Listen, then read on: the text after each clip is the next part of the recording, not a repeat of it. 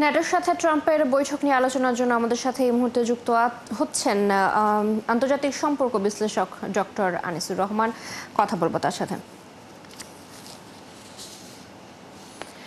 Doctor Anisur Rahman, নিশ্চয়ই আমাকে শুনতে পাচ্ছেন। জানতে চাচ্ছিলাম যে ট্রাম্পকে আমরা দেখেছি যে ইউক্রেনের জন্য সহায়তা বন্ধ করতে, এখন আবার অস্ত্র দেয়া শুরু করেছেন। এই যে নীতি পরিবর্তন, এর কারণ কি হতে পারে, কি মনে করছেন?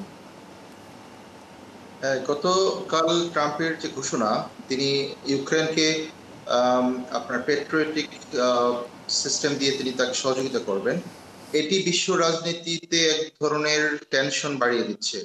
এবং ইউক্রেন যুদ্ধ যেটা গত 3 বছর যাবৎ চলমান, সেই যুদ্ধের মাত্রাটাকে আবার অন্যদিকে নিয়ে যাচ্ছে।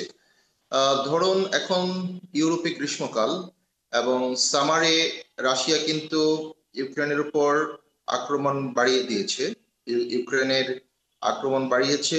এখন যদি আমেরিকা ইউক্রেনকে নতুনভাবে অস্ত্র দেওয়ার যে ঘোষণা দিয়েছে, এই ঘোষণার মাধ্যমে আপনার পূর্ব ইউরোপের যুদ্ধের টেনশনটা আরো বেড়ে গেল এবং এই যুদ্ধ আরো এক্সটেন্সিভ আকারে ধারণ করবে। কারণ নেটো সরাসরি ইউক্রেনকে যখন অস্ত্র দিয়ে সহযোগিতা করবে এবং আমেরিকা যখন সরাসরি অস্ত্র দেওয়ার যে ঘোষণা দিয়েছে, সেটি রাশিয়া এটাকে ভালোভাবে নেবে না।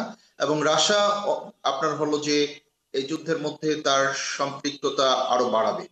আরেকটা দিক হলো যে আমেরিকা অর্থনৈতিক নিষেধাজ্ঞা আরোপ করবে রাশিয়ার উপর, এবং এই অর্থনৈতিক নিষেধাজ্ঞাটা একদিকে যেমন রাশিয়ার অর্থনৈতিক জন্য ক্ষতিকর এবং রাশিয়া ইকোনমিক ডমিনেন্সটা হারিয়ে ফেলবে, অন্যদিকে রাশিয়া এখান থেকে আরো অনেক সৈন্য ডিপ্লয় করবে, আরো অনেক সমরাস্ত্র ডিপ্লয় করবে এবং এই যুদ্ধটা একটি দীর্ঘস্থায়ী যুদ্ধের দিকে, আবার এক্সটেন্সিভ একটা ওয়ারের দিকে যাচ্ছে বলে মনে হচ্ছে আর কি।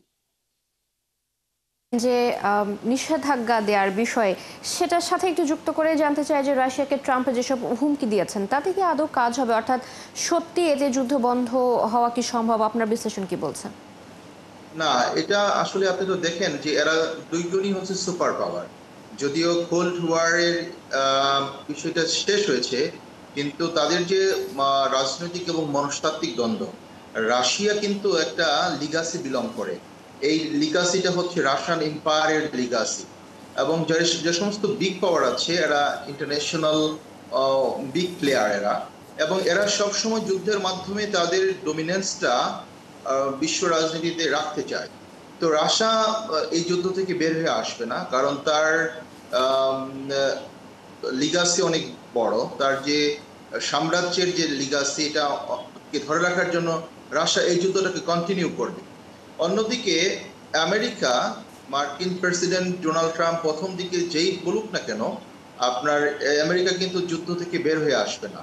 কারণ আমেরিকা যুদ্ধ থেকে বের না হওয়া আসার পিছনেও তারা আন্তর্জাতিক রাজনীতিতে আমেরিকা যুদ্ধের মাধ্যমে তার ডমিনেন্সটাকে রাখতে চায়। অর্থাৎ ইউক্রেনকে নেটোর সদস্য করতে হবে বা ইউক্রেন প্রো আমেরিকান রাষ্ট্র হিসেবে আমেরিকা দেখতে চায়। এর পিছনে মূলত প্রধান কারণটাই হচ্ছে যে আমেরিকান ওয়ার্ডার যেটা আছে, ওই আমেরিকান পলিটিক্যাল যে ডমিনেন্সটা ওয়ার্ল্ড অ্যাফেয়ার্সে, ওই ডমিনেন্সটা রাখার জন্য আমেরিকা এখানে যুদ্ধ সহযোগিতা করবে এবং করছে। জি, অসংখ্য ধন্যবাদ ডক্টর আনিসুর রহমান আমাদের সাথে আজকের বিশ্বযোগে যুক্ত হওয়ার জন্য। ন্যাটোর সাথে ট্রাম্পের বৈঠক নিয়ে আলোচনা করার জন্য যুক্ত ছিলেন আন্তর্জাতিক সম্পর্ক বিশ্লেষক ডক্টর আনিসুর রহমান।